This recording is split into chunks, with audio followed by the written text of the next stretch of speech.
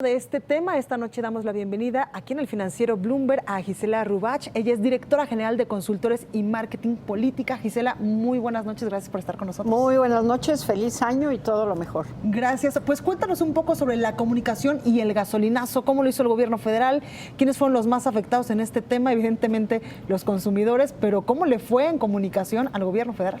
Bueno, una mancha más y una raya más al tigre en el sentido de no saber comunicar.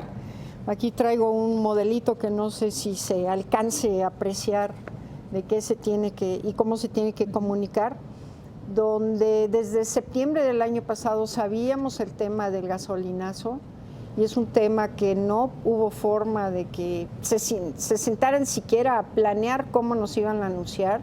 Una medida que ya estaba tomada, una medida que tenía que ver con un montón de cosas y que ha sido quizás la característica de este sexenio, el no tener esa oportunidad en la comunicación, yo te diría prácticamente de todos los temas, y que se vuelven crisis que curiosamente la gran mayoría se han podido prever, pero que al no salir y confrontarlas y enfrentarlas, porque al final del día en una crisis la gente que quiere, lo primero que quiere es certeza, certidumbre e información.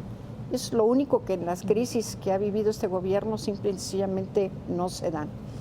Me llama la atención ahora viendo a Luis Videgaray en las entrevistas que acaba de dar, donde reconoce que efectivamente se cometieron algunos errores en la visita de Trump, y yo creo que el error más grave es esa falta de preparar la comunicación y todo lo demás. Y ahora mi gran pregunta es, ¿qué van a hacer con los incrementos que están previstos en la ley de ingresos para el mes de febrero, que son prácticamente 3, y que si el dólar sigue apreciándose en relación al peso, pues esos incrementos, aunque no queramos, se van a seguir dando?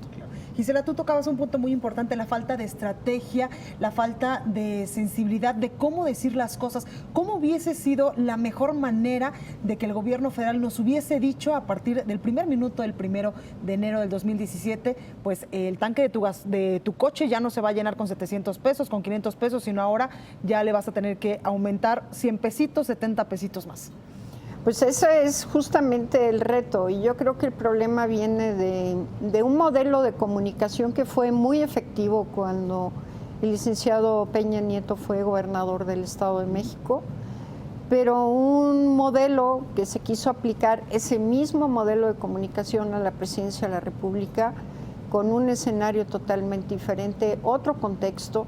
Los medios de comunicación, por el tema de las redes sociales, han cambiado la forma de comunicar también, y creo que esta parte no se ha querido entender, y yo creo que tú tienes que comunicar medidas de política pública, sobre todo lo que tiene que ver con incremento de impuestos y con, en este caso, el incremento de bienes y servicios públicos que al final del día pegan en el bolsillo del elector.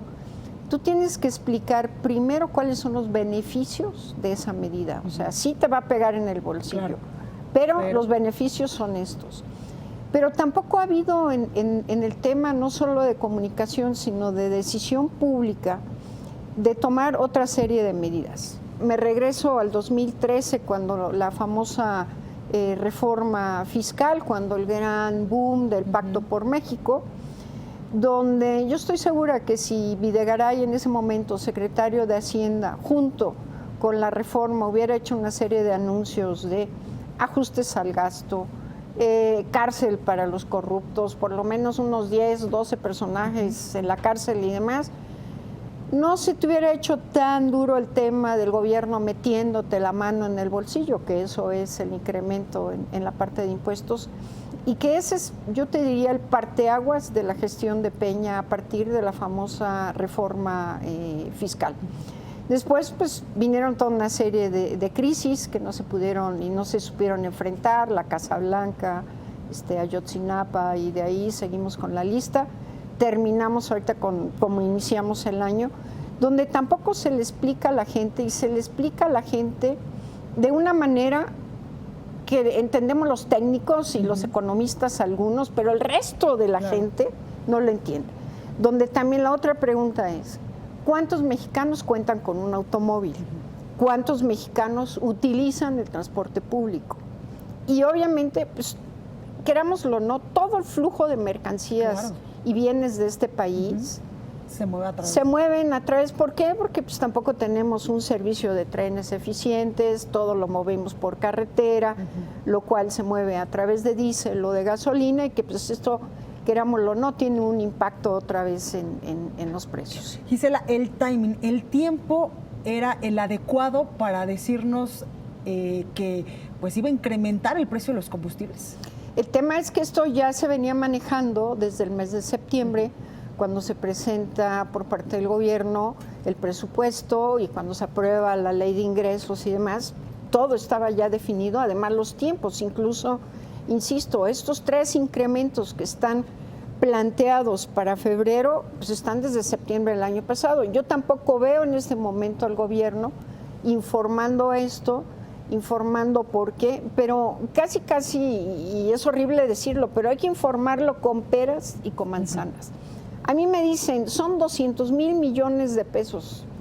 Caramba, ¿qué son 200,000 millones de pesos? ¿A qué equivalen? ¿Qué puedo comprar con ellos? ¿Qué cosa es eso? ¿Es mucho? ¿Es poquito? Lleno aquí el estudio ahora con cajas de huevo, que ya vemos que ahora se descubren cajas de huevos llenas de billetes, que es la otra parte que todavía acaba de enojar más a la gente.